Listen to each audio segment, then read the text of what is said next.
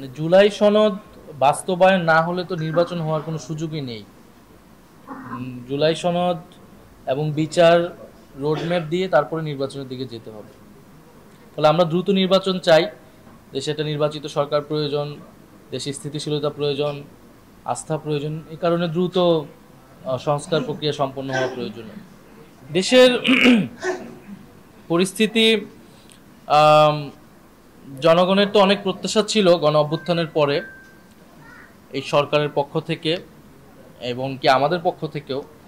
ফলে আমাদেরকে সেই প্রত্যাশাগুলো পূরণ করতে হবে এবং মানুষ পরিবর্তন চাচ্ছে। দেশের মানুষের একটা ভয় আমরা দেখতে পাচ্ছি যে সব কিছু কি আগের মতো হয়ে যাচ্ছে কিনা, যাবে কিনা, নতুন করে কোনো ফ্যাসিবাদ আসবে কিনা, স্বৈরতন্ত্র আসবে কিনা, মানুষের সেই কথা বলার জায়গাটা থাকবে কিনা।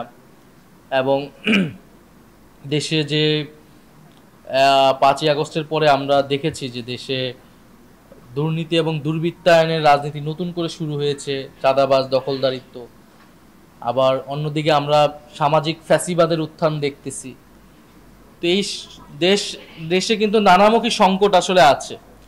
আবার পতিত স্বৈরাচারী শক্তি, তারা তো নানা ধরনের ষড়যন্ত্র করছে, তাদের সাথে নানান বৈদেশিক শক্তি জড়িত।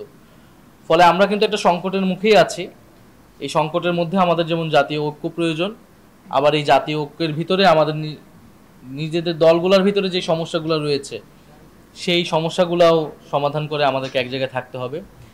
এখন কেউ যদি মনে করে যে সে এককভাবেই সব নেতৃত্ব দিবে অথবা সরকার গঠন করে ফেলবে, এটা আসলে সম্ভব হবে না। দেশের যদি এই ন্যূনতম ঐক্য না থাকে দেশের সবগুলো পক্ষের মধ্যে, ফলে এককভাবে সরকার গঠন করা এবং সেই সংসদ টিকিয়ে রাখা, সরকার টিকিয়ে রাখা কারো পক্ষে সম্ভব হবে না। এবং যদি জনগণের যেই ন্যূনতম আকাঙ্ক্ষা তৈরি হয়েছিল, সংস্কার, বিচার, এই দাবিগুলোকে উপেক্ষা করে যদি নির্বাচনের দিকে যাওয়া হয়, সেটিও আসলে টেকসই হবে না।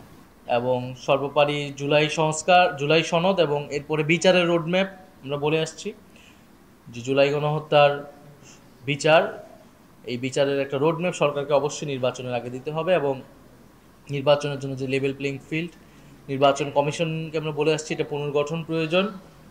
নির্বাচন কমিশনে জনগণের এবং রাজনৈতিক দলের আস্থা হারাচ্ছে এবং ফেব্রুয়ারিতে নির্বাচন হতে হলে আসলে এই বিষয়গুলো দ্রুতই সমাধানের দিকে যেতে হবে এবং আমরা আশা করব যে আমরা দ্রুতই সেই সমাধানের দিকে যেতে পারব। প্রথম প্রস্তাবটিকে আমরা সমর্থন দিচ্ছি এবং প্রথম প্রস্তাবটি যাতে সরকার দ্রুত এই আদেশ জারি করার ব্যবস্থা করে, এইটা আমাদের জোর দাবি থাকবে যে আমরা চাই দ্রুতই এই জুলাই সনদের বিষয়ে জনগণের কাছে নিশ্চয়তা তৈরি হোক এবং সরকারের জায়গা থেকে রেসপন্স আসলে, সরকার এটা জারি করার বিষয়ে তাদের বক্তব্য আসলে আমরা তখন স্বাক্ষরের বিষয়ে আমাদের সিদ্ধান্ত তখন আমরা জানাবো।